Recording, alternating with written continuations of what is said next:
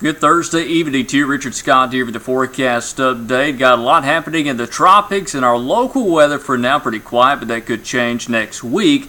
Temperatures first off this afternoon. Temperatures were mainly in the upper 80s across west and central Alabama. In fact, Coleman, Haleyville only in the low to mid 80s. Can't beat that. This time of year is a drier, slightly cooler air mass has taken over, and that's evident with no rainfall and no cloud cover across central or west Alabama.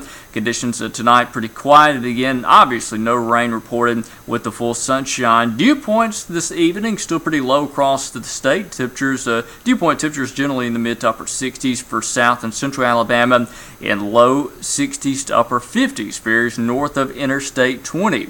Again, dew points will be fairly low for Friday. I do expect an increase in cloud cover, though, especially later in the day after lunchtime. We'll top out somewhere near 90, depending on how much sun you get. We'll at least approach 90. Here's our computer model. Again, notice a few clouds coming in tomorrow, but not really expecting any rainfall around here. The air mass is still a little too dry. Now, Saturday, we'll have quite a bit of clouds coming off of Harvey to our southwest. Even though Harvey will be over Texas, the clouds will extend well northeast of that.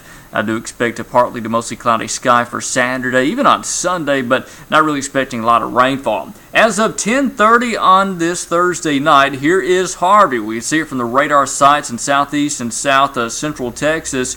Right now, we see the eye there to the southeast of Corpus Christi, moving northwest directly towards Corpus Christi. Now, tonight, pressures are dropping according to the NOAA hurricane hunters. They're out in there flying through the storm right now and getting information from wind speed and pressure as the storm moves off towards the northwest. As pressures continue to lower, that means winds are going to go up. So we're going to watch that carefully over the next several hours. Got about 24 hours until a landfall. Here's the stats as of 10:30.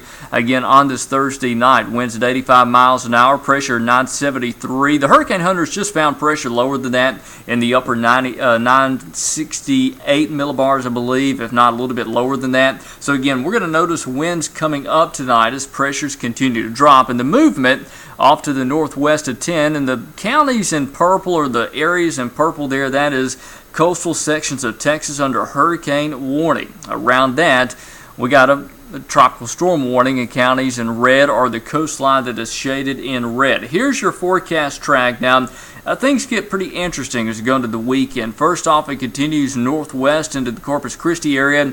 By Friday night, should make landfall. Winds at about 120 to 130 miles an hour. And then it stalls out. And as we go into Monday and Tuesday, our forecast model data indicating this upper air trough over the east will catch this storm and pull it northeast. And if that indeed does happen, we could see some rain off of that approaching Alabama by early to mid portion of next week. Here's your forecast. Through the weekend, I do expect mostly dry conditions, but again, next week by Monday, Tuesday, Wednesday, and Thursday, highly dependent on what happens with Harvey.